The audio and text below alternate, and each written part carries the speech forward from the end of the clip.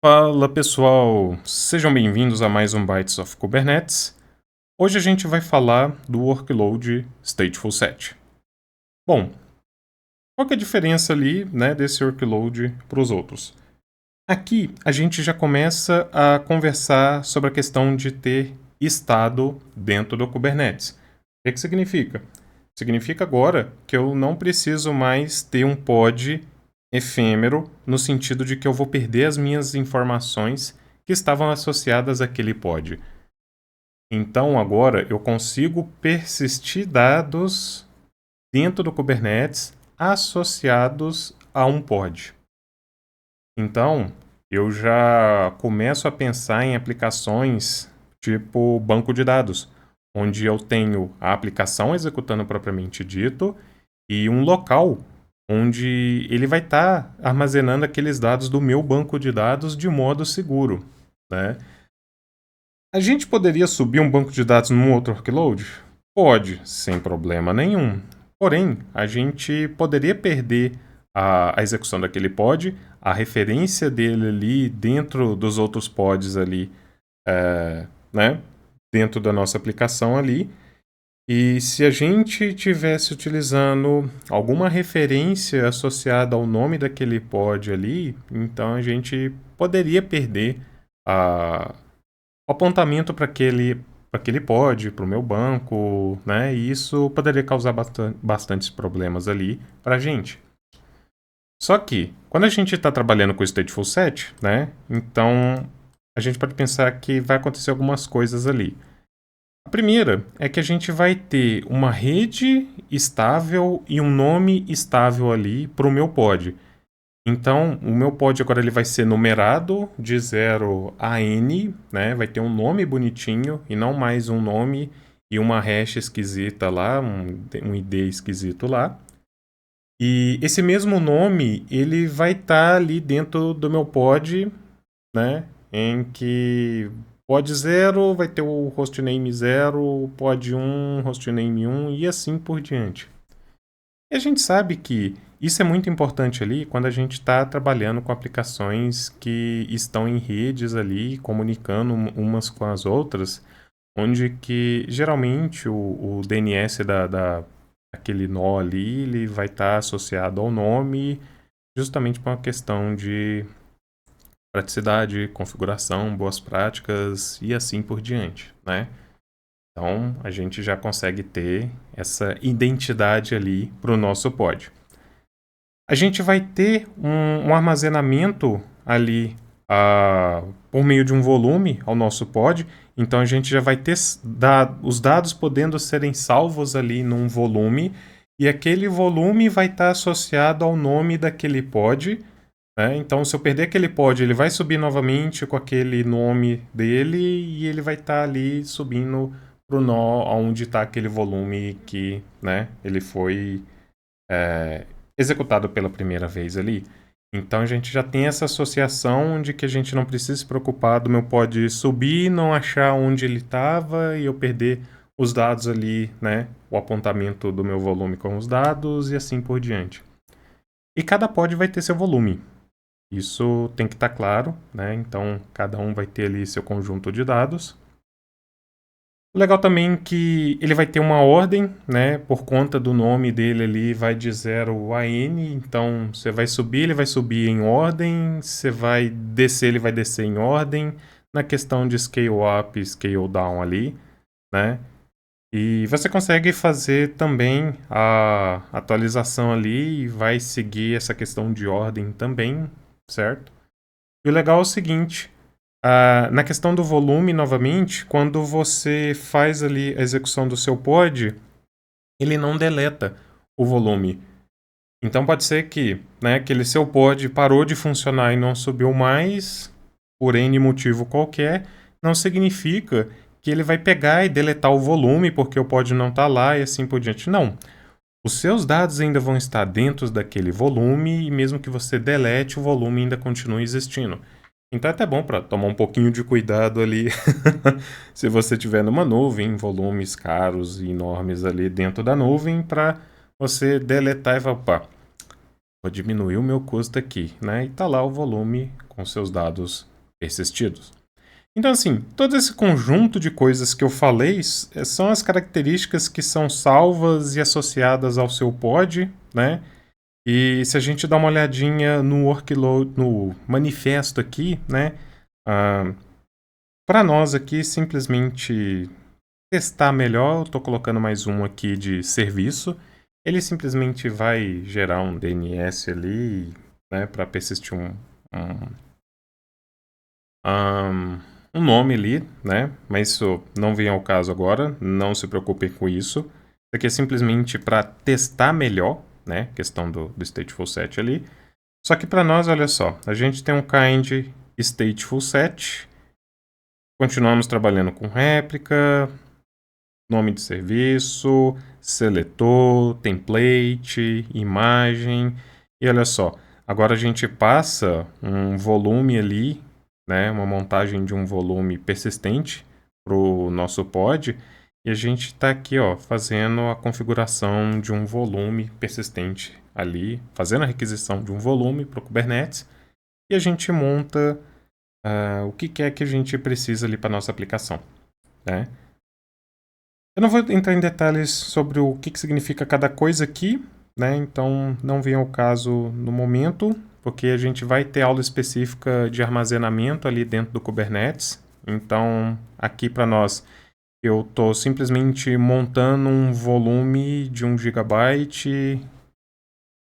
com read write once.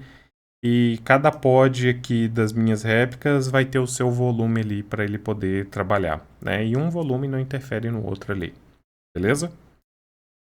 Se a gente dá uma olhadinha aqui no nosso workload, ó, ele é bem simples.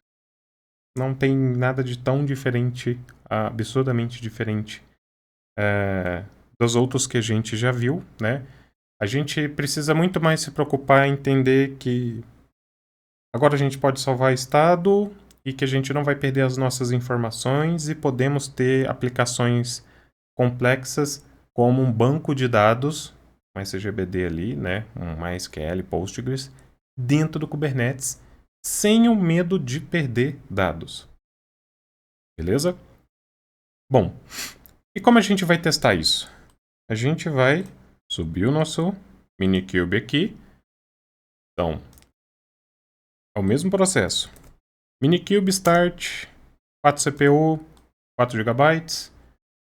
Vamos subir um metric server também para aproveitar e subir, né? A gente, para quem quiser depois pode subir e descer a quantidade de réplicas ali, então você consegue verificar, né, quanto de recurso está sendo consumido ali.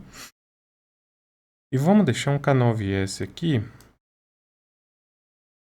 para que fique mais fácil da gente visualizar, que é muito importante também. Aqui, ó. Eu vou para o namespace default. Não, deixa eu ir para todos os namespace. Então, tá aqui. O que eu vou fazer? Eu vou subir o meu stateful set. É exatamente esse manifesto aqui. Ó, olha como ele sobe. Primeiro, o 0, STS completão 0. Depois ele vai pegar, subir 1, subir o 2, ali, tudo certinho, né? Se a gente vir aqui, ó, a gente ainda, né, se a gente não tivesse o K9S ali, a gente poderia acompanhar ali a execução e subindo tudo certinho. Ó. Running, running, running, você vê que ele subiu em ordem. 0, 1, 2. Beleza. Vamos dar uma conferidinha. Se a gente pegar ali para mostrar os nomes, tá tudo aqui, né? Só dar um get pods ali, a gente está buscando pelo label. E olha só que interessante. Se a gente quiser ver a questão, vamos dar uma olhadinha no negócio aqui, ó. kubectl -n default.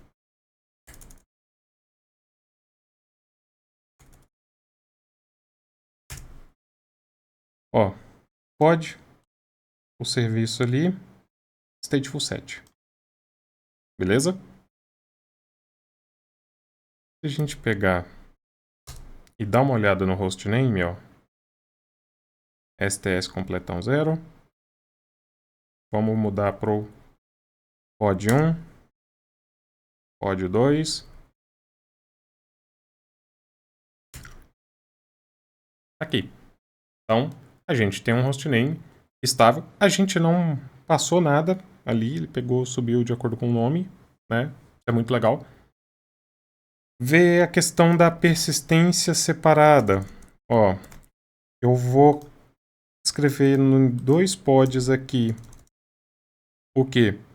No completão 0 e no completão 1, o que eu estou fazendo?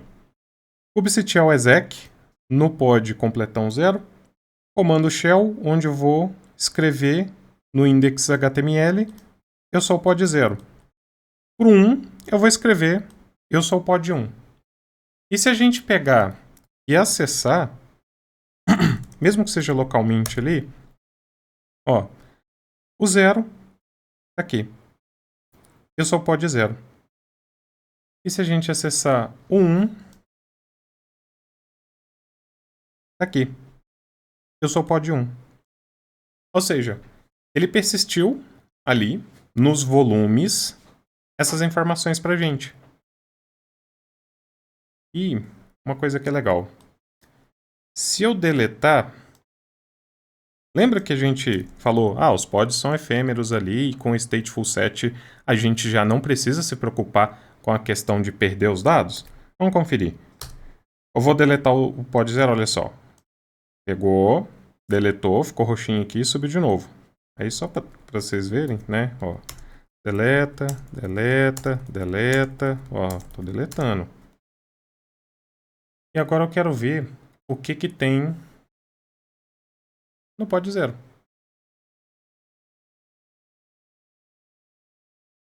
Ó, eu sou o pod 0. E agora se eu pegar e dar um cat ali direto no arquivo, aqui, eu sou pod 0. Então, por mais que a gente deletasse aqui os nossos pods, ele pegou e persistiu a informação e a gente voltou para o mesmo nó ali. Se a gente tivesse outros, a gente teria o mesmo efeito, né? Até que a gente tem que tomar um pouco cuidado com isso se a gente estiver num ambiente muito complexo, mas é uma conversa que a gente vai ter em outras aulas ali. E o legal não é isso não. E olha só, a gente está falando pod, mas aonde estão as informações? Se a gente vir aqui no CanoVS da 2 pontos, PVC, a gente está vendo Persistent Volume Claim. E olha só, a gente consegue pegar os nomes associados ali ao pod, tem um volume ali, né, o ID dele ali, a gente tem a história de class, o tempo, o modo de acesso. E se a gente vir aqui e vir no PV, a gente consegue ver o Persistent Volume, né, onde quem são os claims ali, o storage class, né, o modo de acesso, a quantidade de dados ali que a gente pode provisionar em matéria de armazenamento. Ou seja, é aqui por meio dos volumes que eu vou conseguir fazer o armazenamento. Só que assim, né, a gente está vendo PVC, PV, isso vai ser explicado em aulas futuras, mas entendam que é por meio do PV e PVC ali que a gente consegue pedir para o Kubernetes ele pedir no host ali um volume para a gente entregar isso para o nosso pod. Só que é um pouquinho mais complicado que isso, por baixo dos panos, né? Mas a gente vai ter aula futura explicando exatamente esse tipo de coisa aqui. Mas entendam que no Stateful Set eu já consigo ter ali a persistência de dados em volumes. E o legal é que mesmo que eu diminua ali, né, o número de pods para 2, se a gente vir aqui, ó, tanto o PV quanto o PVC, a gente não perdeu nenhum volume. Mas se a gente vir aqui, olha só, a gente já não tem mais o pod 2, porque a gente, né, Tem um scale down ali e tá aqui sem ele, mas a gente ainda tem o volume dele, e se a gente subir, ó, tá aqui, né? O mesmo nome, sem nada de estranho ali. Ou seja, confirmando pra gente essa questão da persistência ali do nome, e se a gente tiver a questão do endereçamento e assim por diante, a gente não precisa se preocupar tanto. Só que olha só, eu vou deletar, já não tenho mais a minha aplicação. Se eu vir aqui, tanto no PVC quanto no PV, eu ainda tenho os meus volumes. Significa que eu não perco os meus dados, mesmo que eu perca os meus pods. É aqui que é a questão da persistência ali, salvar as informações, indo além da questão da associação entre volume, pod, nome, rede e assim por diante.